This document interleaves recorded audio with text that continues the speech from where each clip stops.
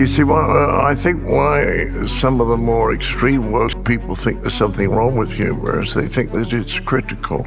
Yeah. And it is. Because if you have a character who is perfect, who is wise and kind, and there's nothing funny about it.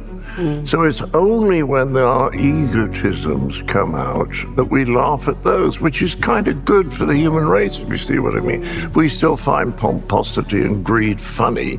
That's basically a very good thing. But they say, no, it's critical, so it must hurt people. And then I say, have you ever heard of someone laughing at themselves? Would they do that if it hurt? Have you ever thought a joke could transform your worldview? When you think of John Cleese, I'm sure you have a favorite Monty Python episode or a show that comes to mind. What you probably didn't know is that he's deeply fascinated by the study of consciousness, neuroscience, as well as the psychological and the philosophical power of humor.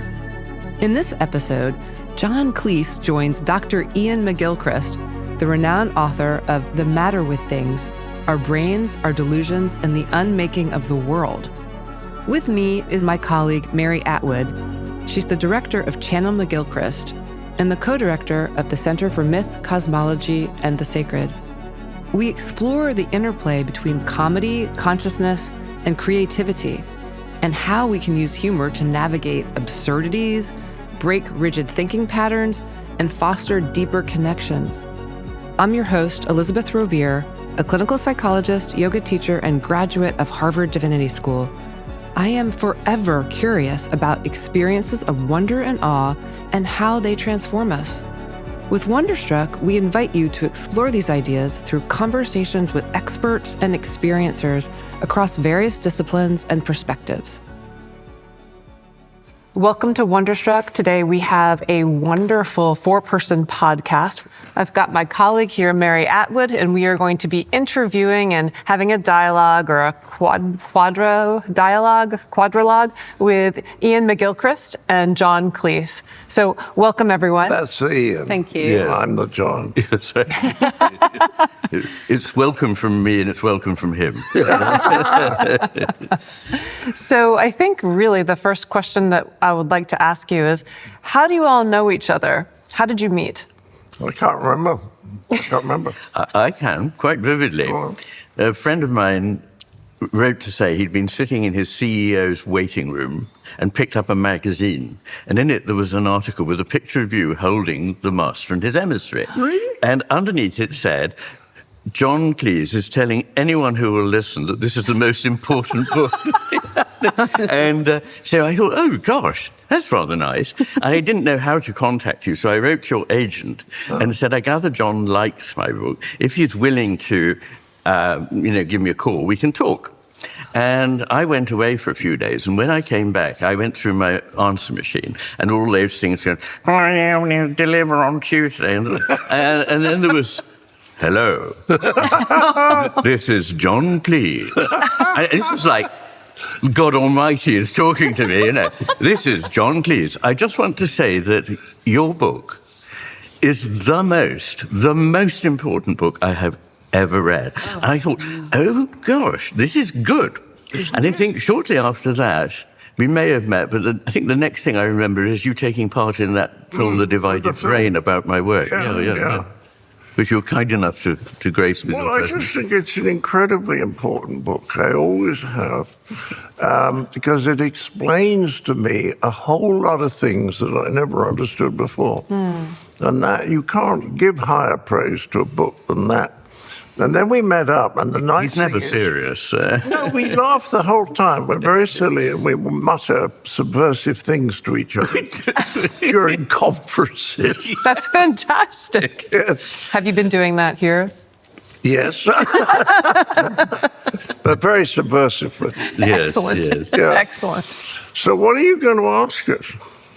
Well, we've got a series of questions from the participants here at this symposium, and they're very happy for us to acknowledge them and their names and that they are the instigators of these questions. So they don't wish to remain anonymous. They don't, Which is a good sign. that is a good sign. It is a good sign. Yes. Yes.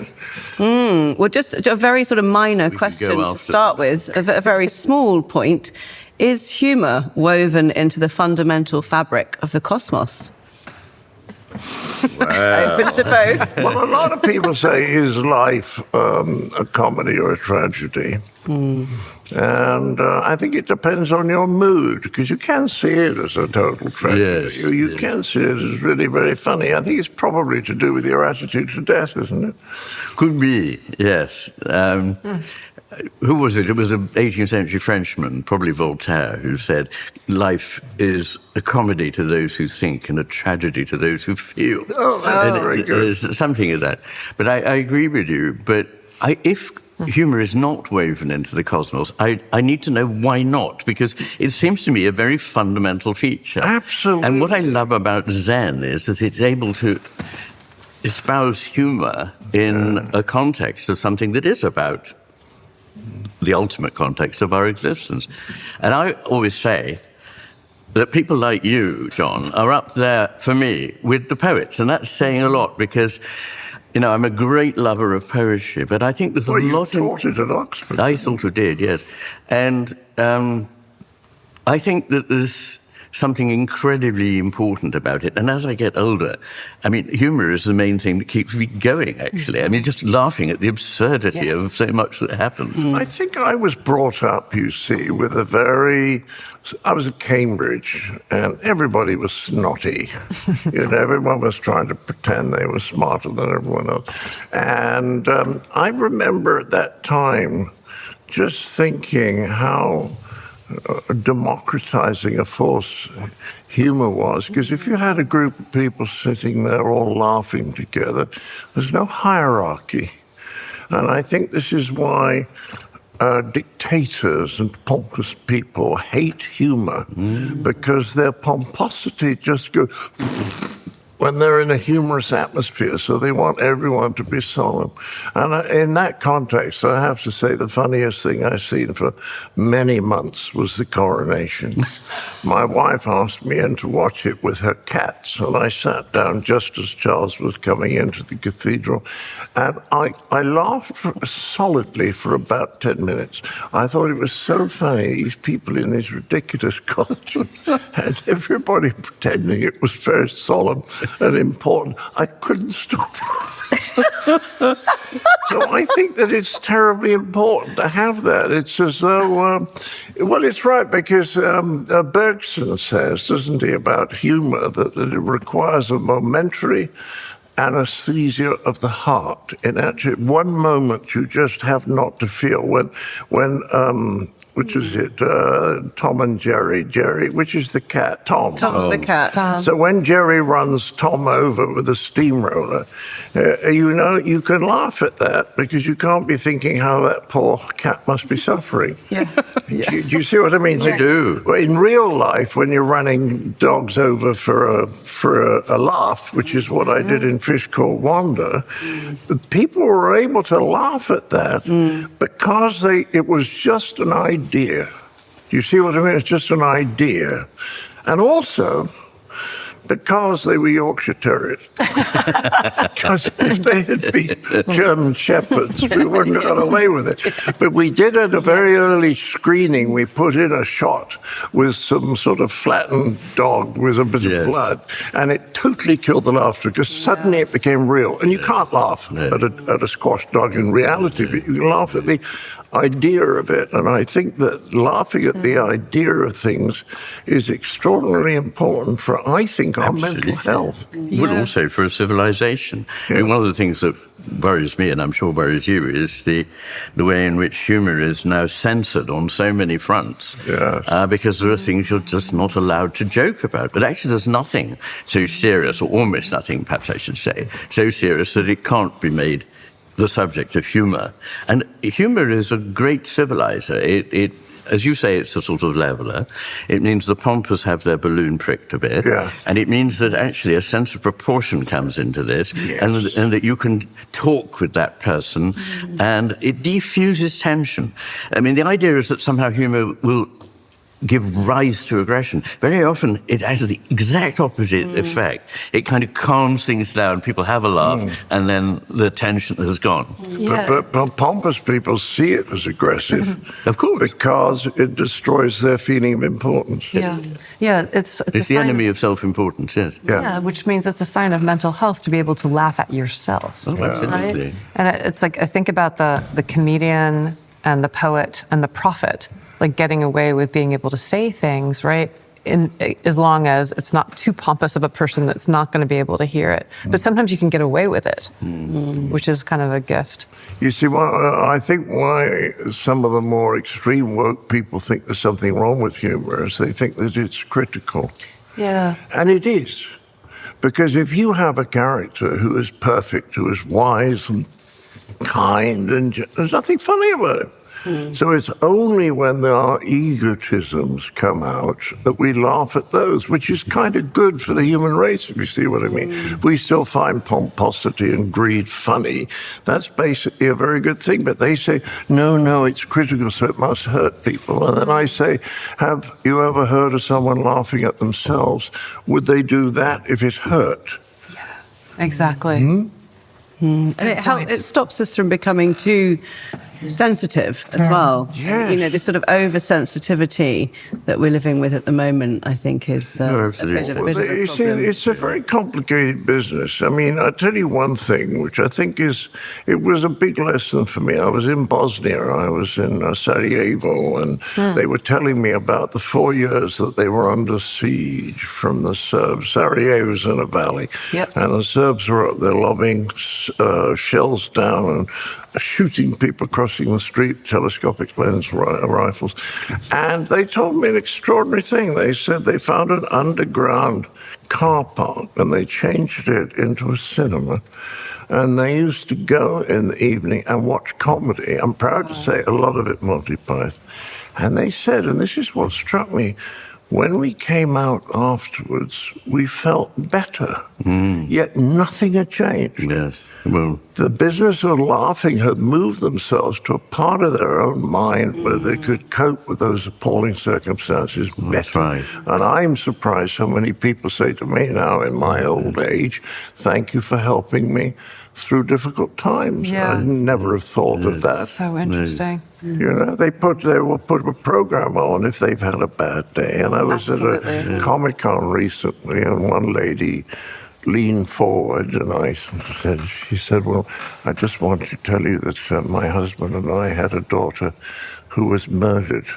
And then she said, and we couldn't sleep for weeks. And then we found if we watched Fawlty Towers before we went to bed, we should get... we could get some sleep. Extraordinary. So it's got an incredibly positive force, which people who don't understand it are trying to take away from us. Yes. Yeah. I find it fascinating. It doesn't need analysing, does it? That in terms of the sort of neuroscientific or aspect, but I guess in terms of the hemispheres, you can understand it from that point of view. It's not just a shift in perception, although that's probably part of it. But what is happening there in terms of somebody being moved and affected by comedy? Well, humour is appreciated in the right frontal region, along with metaphorical meaning, which humour often is playing with, as poetry is. And poetry, too, is dependent on this area, which is why I feel it's okay to say, and I believe it, that great comics are like great poets in that they show you something new. And it is a blessing. But, you know, the left hemisphere's understanding is literal. And of course, when you take things literally, you can't any longer see humor, you can't understand poetry, you don't understand indirect meaning. And indirect meaning is, of course, the basis of a lot of comedy. And sudden, shift of gestalt. So you see it another way. You looked at it like that, and suddenly you see, oh, of course. And that's, again, such an important thing for us to... I read something that said that comedy is about a change of context. Well, great. Right. And context is what the But the right perfect is example is the woman who's carrying out a survey of sexual attitudes, and she's at an airport, and a very good-looking pilot is walking by. She said, could I ask some questions? And at the end, she says, may I ask when you last had sexual intercourse? And the guy says, 2017. And she's really quite surprised. He says, well, it's only 21, 22. It's a perfect example of change of context. There's a follow-up question to that from Charles Stang, which I think we've touched on it a little bit, but speaking to the significance of humor and actually laughing in regard to what we mean by consciousness. How does it fit into the concept or frame of consciousness? There is unconscious humor. Right. And sometimes one's dreams can actually be funny. Yes. And an example of that is that after I'd seen for the first time, I think it's episode 5 of the first series of Fawlty Towers, which is the evening in which the chef gets drunk, and so you go off and get the what purports to be a duck from. But I mean, that whole thing was so wonderful. And so funny. And I sometimes use that scene where you come back and you have it on the trolley and you're kind of sharpening the knife and you're pushing it along with this, and you take the lid off and it's a blancmange and you go, and I say, this is rather like... That's the funniest moment in the whole series. I think it is. When I do that. But in the hope that it might be the duck is still underneath the blancmange. But I sometimes use that to describe the effect of the decoding of the human genome. I mean, don't get me wrong, it's a heroic undertaking, but we thought at the end of it we'd have the secret to all sorts of things. And there's hardly any information in it at all. Yes. But what happened anyway after that episode, I went to sleep laughing, and I woke myself up in the morning laughing. I love that. Fantastic. That's beautiful. I don't know how it intersects with consciousness. I really don't, because I think so much of it is about what one anticipates as a result of one's experience. You see what I mean? It doesn't seem to me to move into those areas. Well, a sudden shift of perspective, which is the thing that, again, sorry about this, but the right hemisphere is much better at. The left hemisphere gets locked into a point of view and can't see the virtue of a different one. But the right hemisphere is much better able to be fluid in this way. And it's behind almost all humor. And my current favourite joke is from some stand-up comedian who said, it's not easy being a stand-up comic. In fact, when I told my friends that I was planning to be one, they just laughed at me. They're not laughing now. No. And suddenly you go, whoa. That's brilliant. I think that when people can only see one interpretation, which is the literal interpretation, they can't see any others. Yeah. Well, then it's not surprising that they're absolutely sure that they're right, because they can't see others. Yes. Whereas people who can see lots of possibilities but choose this one as the best, that's a much more intelligent point of view, but it won't be held with the rigid dogmatism. Right. Remember what Barry Goldwater said about arguing with the fundamentalist Christian. And Goldwater was not a left-wing firebrand. Remember? When he ran for... He ran for president against LBJ in 1964, but he said it's impossible talking to those people. And I think it's because they're so sure that they're right. Right, there's no other possibility. They can't see alternatives. Somehow it reminds me of something I heard the two of you talk about at one point, where something about when you lose something, you only look underneath the light to find it, but it's like there's so much more in the dark. It's the same idea. Yes. Do you want to talk about that? Do you? Well, I can. You made a joke about it, Well, I think. when I was 12 years of age, being taught French by Mrs. Tolson, she told me the old story about the man who's walking along, and he walks past a street lamp, and there's a guy standing there staring at the pavement, and he says, is it all right? He says, I dropped my keys. And he said, we'll soon find them. And they look around for a bit. And the guy said, well, you sure you dropped them here? And he said, no. He said, I dropped them down that alley over there. And she said, well, why are we looking here? He says, well, the light's better. It's quite profound. Yes. And I think it explains behaviorism. Yes. Because science proceeds by measurement. And it hates things that you can't measure. Mm-hmm. So it goes where the light is, hence behaviorism, despite the fact that it taught us absolutely nothing about human beings. Mm. Yeah. You see what I mean? Absolutely. Yeah, that's right. Yeah. And I sort of contrast the conscious and the unconscious mind in this way, that what we call the conscious mind is the spotlight of our attention, which we're aware of attending. Yeah. But the 99.44%, quoting here a rather ludicrous figure from an academic paper, but you get the point. Almost all of our awareness is actually outside that field of consciousness. Yeah. And so it's the rest of the playhouse is still there when you're focused on this little bit where the light is. Mm-hmm. It hasn't gone away. Yeah. It's still there. Yeah. Yes. Rachel Peterson has asked, what role does humour play in the theory of the mind? Well, I wonder if she means theory of mind or whether she means theory of the mind. This is because theory of mind is a term of art in psychology, which means the ability to understand what another person may know that you don't or not know that you do. So this is something that is said to develop rather late in children, about the age of 3.5 or 4, although there's some evidence that it sometimes happens a lot earlier than that. And it was also thought that animals couldn't develop theory of mind. But it's quite clear they can. A squirrel notices as it's being watched. So it doesn't bury its nuts while it's being watched. It then waits until the person's gone away and then buries them. So it kind of understands that this other person's mind will have in it the information about this. Right. So these... laughter in my book is, I say, very important, and it has various features that are to do with creativity and consciousness. One is this ability to shift perspective. Another is the ability to see hidden information that is not being made explicit.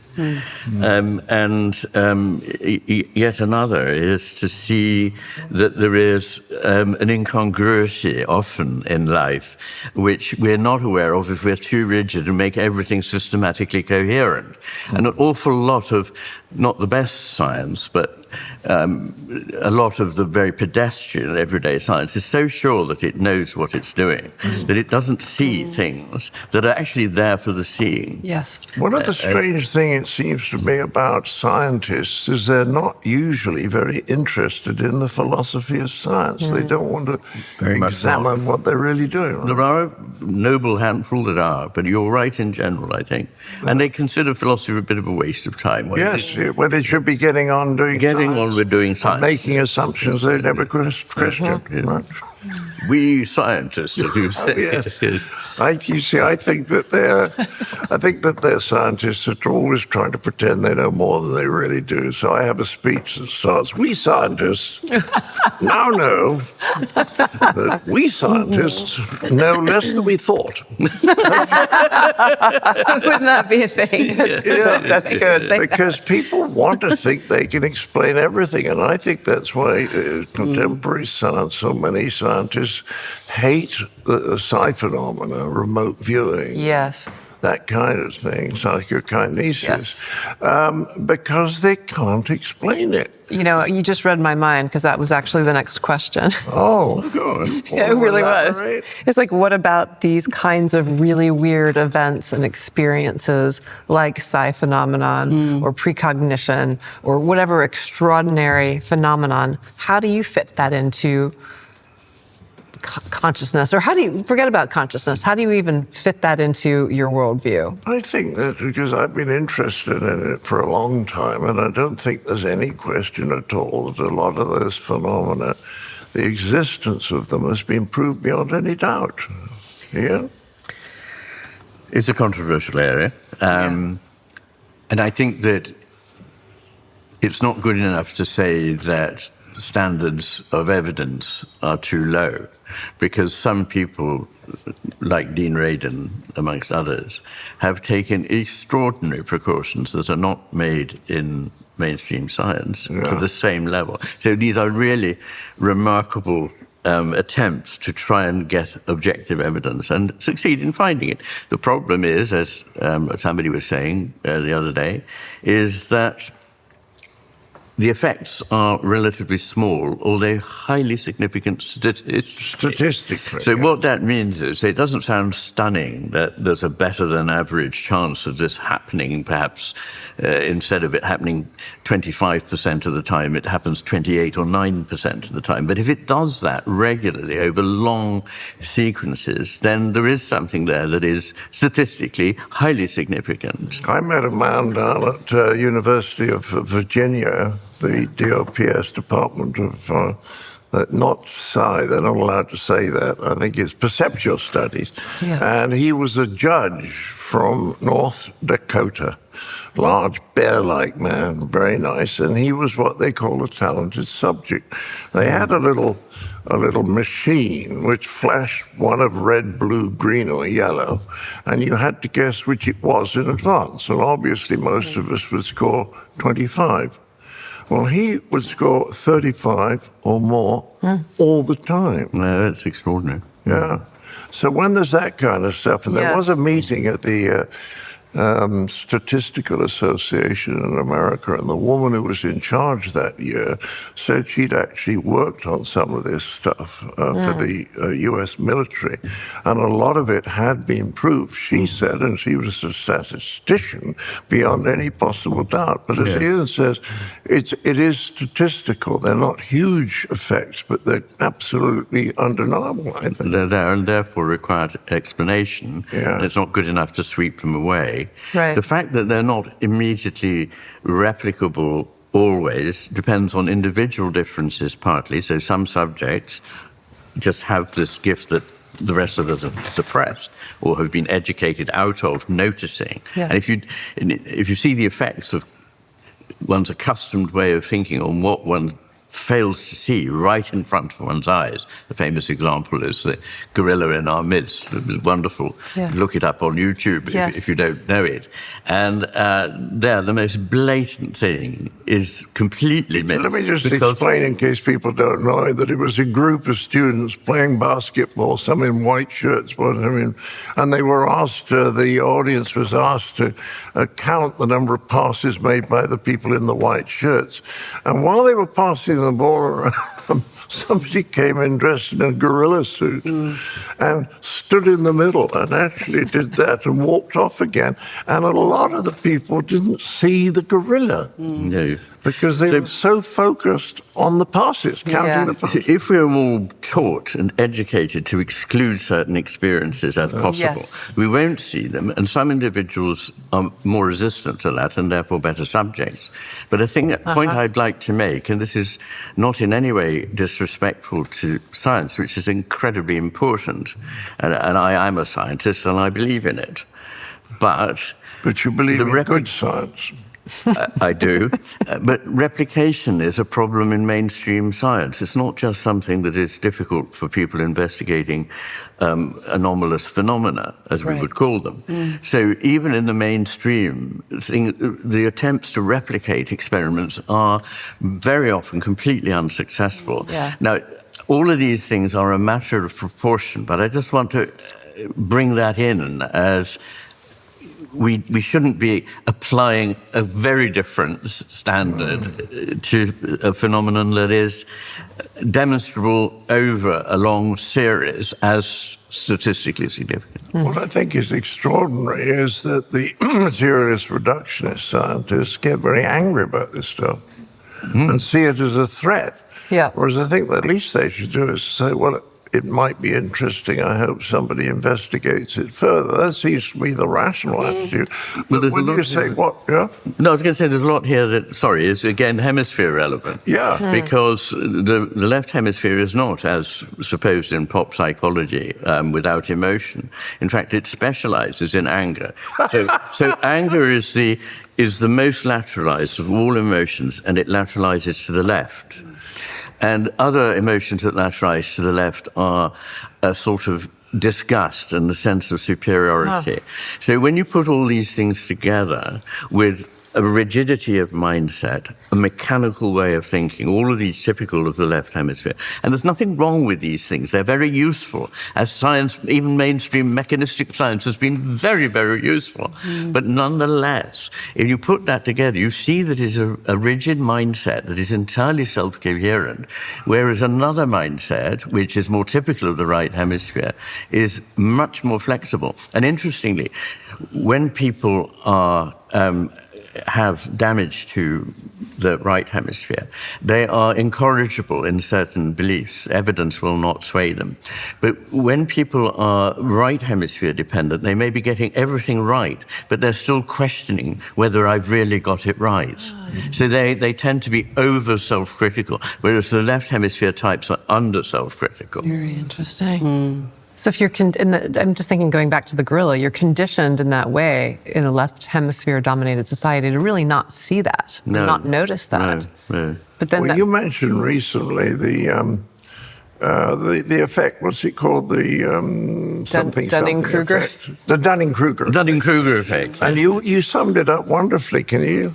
Well, just that those who know a lot realize how much they don't know. But those who know very little think they know it all. Yeah. But there is another good. piece of research by Dunning and Kruger, which is even better in a way. And that's if you demonstrate to somebody that they've got a certain way of doing things that is not working. So you get a university administrator who says, or a hospital administrator says, this is how we do it. And the evidence piles up that this is not helping. When you present that evidence, it doesn't cause them to waver. It causes them to redouble their efforts at the same thing. And I see this everywhere. But didn't you say as well that when you were working as a psychiatrist and the more middle management started to come in to sort of tell the nurses this is how things should go, but they haven't had any actual experience of having the hands-on experience or doing what you were doing, which was actually talking to real patients every day, and that they were trying to put forward these new ways of doing things through a sort of more administrative task, that this is the idea they have, but actually it's removing them from the experience altogether, and it's just an idea that they're trying to push forward. And I think that's happening to an extraordinary extent now, in a very extreme way that we see across all systems. Yeah, I was lucky enough to be a sort of protege of Alwyn Lishman, who's professor of neuropsychiatry at the Maudsley, and is sometimes thought of as the person who really kind of founded modern neuropsychiatry. And he told me one day that he'd been questioned by a manager as to why he had sent a patient for an MRI scan. And this was a quaternary referral unit that he headed and I was working on. So this was people who'd been through all the things, and this was the last place. And he said, when a manager asks me why I've made a clinical decision, it's time for me to leave medicine, and he retired. And he did. Great loss. Anyway, let's have another question. All right. I think let's have this one. It's from Anil Seth. Free will, are we determined to have it? That's a good one. That's a nice one. I don't know, after what has been discovered in quantum physics about the effect that the observer has on the experiment, that the answer depends on the question that's asked. So it's a two-way process. I don't see how you can go on claiming that life is deterministic. Is that simple-minded? I don't think it's simple-minded. I think there are a number of ways of looking at it.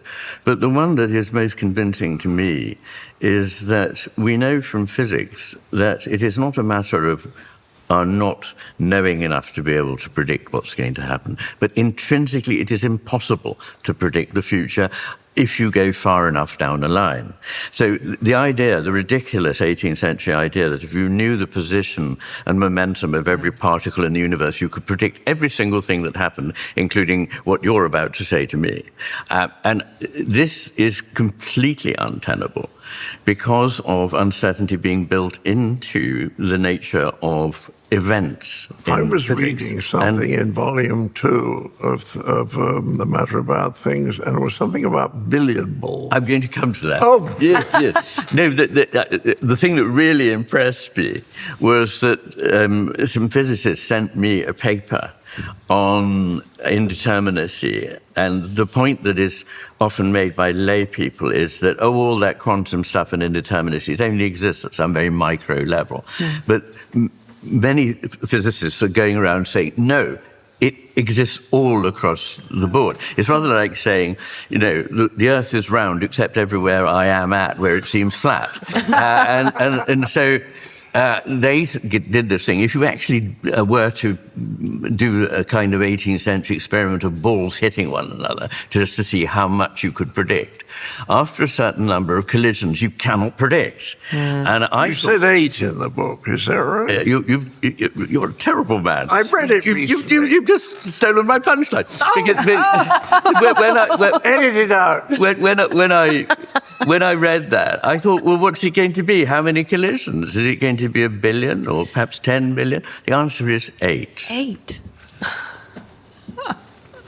Isn't that extraordinary? So this ridiculous idea that anything can be that determined, even the most mechanistic thing, never mind when you come to things that involve, as every human act does, so many causative streams. Yeah. It's perfectly simple-minded. Yeah. Sorry, I always wonder about the cast of mind that wants things to be determined.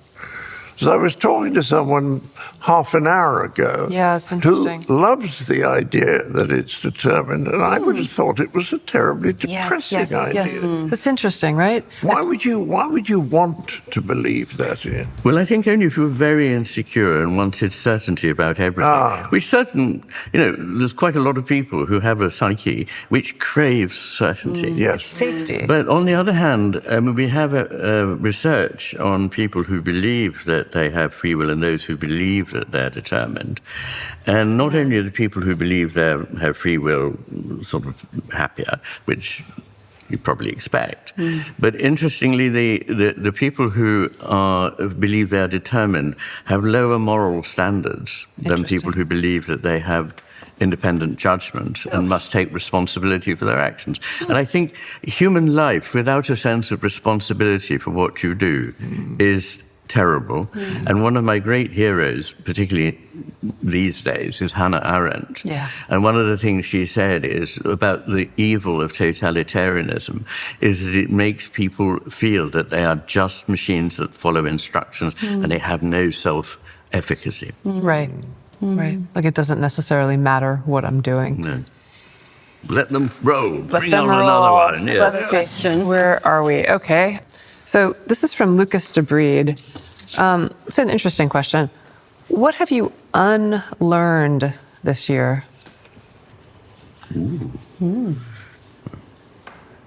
I think I've unlearned, maybe not this year, but since I was in Sarajevo, that humor's a luxury.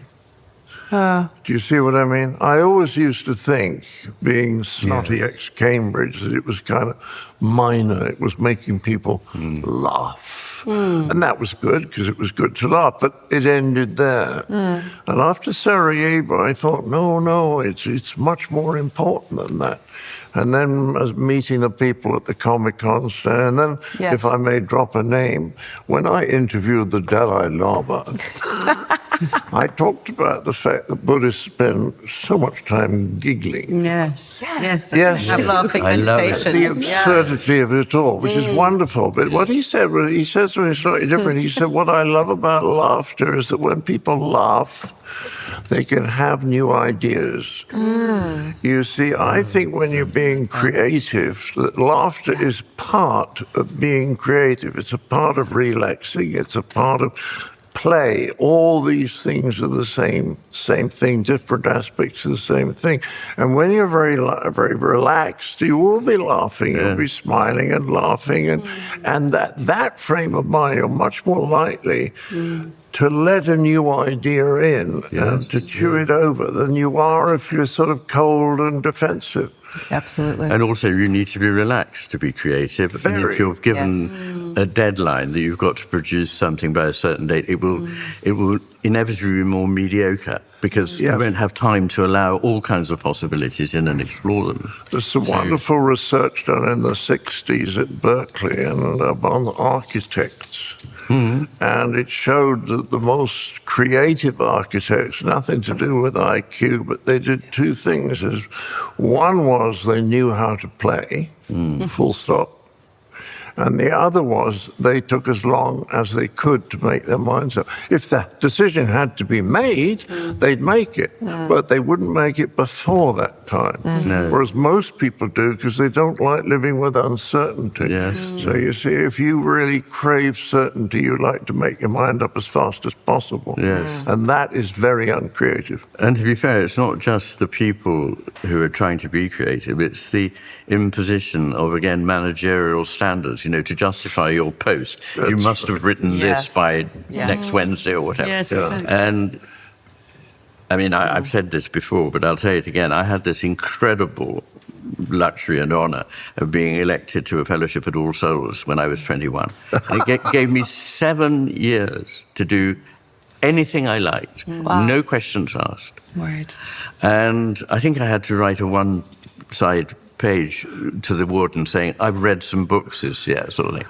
And at the time, I thought, gosh, you're really squandering this time because it's terribly precious. And as I've got older, I thought, that was such a gift and you didn't make use of it. I now think no, because if, as people say, I'm able to draw together strands from various different places and to see things in a new way, I put it down to the fact that actually that time was fallow. It wasn't wasted.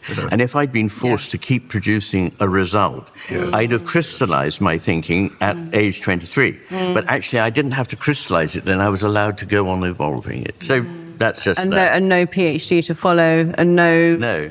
Sort of monitoring of what you're doing all the time. I mean, it's an extraordinary luxury, and I don't think that happens anymore. I was going to do a PhD in the history of ideas around the end of the 18th, early 19th century, and Derek Parfit, the philosopher, who was a kind man. And he said, don't do that. Don't do a doctorate. If you hadn't got a fellowship here, you'd have to do a doctorate. But because you have this fellowship, you don't have to do a doctorate. And it means you can do something that very few people get the chance to do. So that was that. And what have you unlearned this year? What have I unlearned? Iain? I think there's been a process over the last few years that has accelerated, perhaps over the last year, of seeing the true value of value. So when I was, I didn't in any kind of anal way sort of plot the chapters of the matter with things, but I didn't think I was going to write a chapter on values, having dealt with time, space, matter, consciousness, to then move on to purpose and values. And those things seem to me, with every passing year, more and more clearly important. And they're, of course, things that science perfectly reasonably wishes to disattend to. So it can't prove that they don't exist because it has nothing to say about them. But it can't measure them. It can't measure them, and it very reasonably wants to look at how we go without preconceptions about values and purpose. That's not a criticism of science, but it is a clear indication of the limits of what science can tell us. So when they say science tells us that the universe is pointless and materially barren and all the rest, it can't tell you any such thing. And I think back to this wonderful image that C.S. Lewis gives in, I think, the preface to Paradise Lost, where he says, it would be like a policeman stopping all the traffic in the street and then writing solemnly in his notebook, the silence in this street is very suspicious. This is a funny one. This is from Mervat, NASA, and it's directed to John, but I think it could also apply to Iain. You call yourself a trainee hermit. Can you tell us more about this? Because I think hermits would want to be given 20, What was it, 7 years? at All Souls. Yes. Because the fact is that if you are introverted, and people always think if you're a performer, you're extroverted. No, Complete sure. rubbish. I'm very introverted, as is my wife, and we're never bored. Because introversion is a high level of activity here, and introverts don't like being overwhelmed by too much stimuli, whereas extroverts, poor things, don't have much going on, so they desperately need stimulation or they get bored. I'm never bored. And the idea, like you said about your 7 years at All Souls, the idea that you could sit down one morning and start reading and suddenly think, I don't know that word. I don't know. And then you look the word up and that takes you somewhere else. You can spend the entire day without any time pressure, hopping around, looking at things that were interesting. That would be, for me, the best possible day if there was good coffee.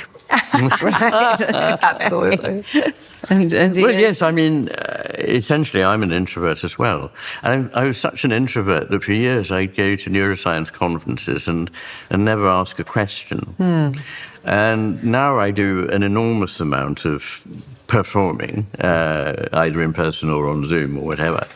And I find it very comfortable. I've just learned how to do it. But people say to me, because I chose to live in a wild and beautiful place on a Scottish island, don't you ever get bored? And I can honestly say I don't know in my life when I've been bored, if given freedom. I mean, sometimes you can be held in a situation where you're desperate to get out and you feel restless. When you're sitting next to someone at dinner who's really boring. Yes. No, that's when you get bored. That's it. But actually, if you've got the freedom to, I mean, even just sitting and staring out the window, the light is always different on the landscape. And there's a marvelous chap, now what is he called? He's a mid-19th century Russian writer who, can't remember his name now, but he said, all things will pass except sitting in a chair and staring into the middle distance. And I think, I often think about that. I find now in the last year or two that if I can sit quietly and stare at trees, it makes me very Especially happy. trees. Yes. It makes me very happy. It's as though just staring at the thing grounds me slowly. Absolutely. Yeah? And that almost maybe you travel through your eyes, your senses, and through the imagination that's evoked through that. And there was a lovely sentence in one of Gombrich's books on the Renaissance, and he describes, I think it was Piero de' Medici, who had terrible gout and couldn't move much at all. And he said that apparently in the later part of his life, when he really was quite immobile, would just sit in a room and ask to be taken to different rooms and sit there for hours, just looking at the beautiful things they had in the books and admiring them. And there's something very lovely That's about what being able to happens rest when in you that look way. at very fine painting for me. You adore music. Well, I do, yes. You don't stare at music, but you listen. Focused. But trees remind me of an interesting point, which is, people always say, well, the point about beauty is it's just to aid natural selection and so forth. And Darwin himself repeatedly made the point, once beauty exists, it can be used for whatever you like, including natural selection. But why does beauty itself exist? And trees make a point for me, which is their overall shape is colossally beautiful. The shape of an oak tree, the shape of a plane tree, all these things.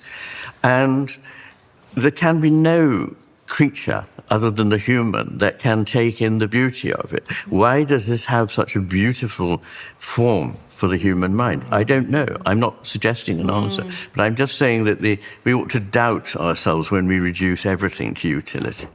Yes. Doubt ourselves very much, actually. Absolutely. When you say that, it makes me think of like the tree of life and the roots and the branches and how it grows and unfolds and a leaf unfolds, and it's just so beautiful. And then I was just passing this over to Mary, that there's a quote from Charles Taylor, the philosopher, where he says that art is not an accessory to pleasure, but a means of our connection to the universe. Yes, absolutely. And I just think that's really beautiful about sitting down and taking something in, because you feel this kind of transcendent, if you will, connection. That's right. And Thomas Nagel said that we don't have values because we are conscious. We have consciousness because of values. Right. And he's an atheist, That's but lovely. I absolutely agree with that. That there's something in the cosmos that calls to us. And if it's our job to respond to it and help it grow, or to ignore it and not know the purpose of being here. Thank you. Thank you so much. Yeah, thank you, Iain McGilchrist, John Cleese, and Mary Attwood. Thank you all. Shut up.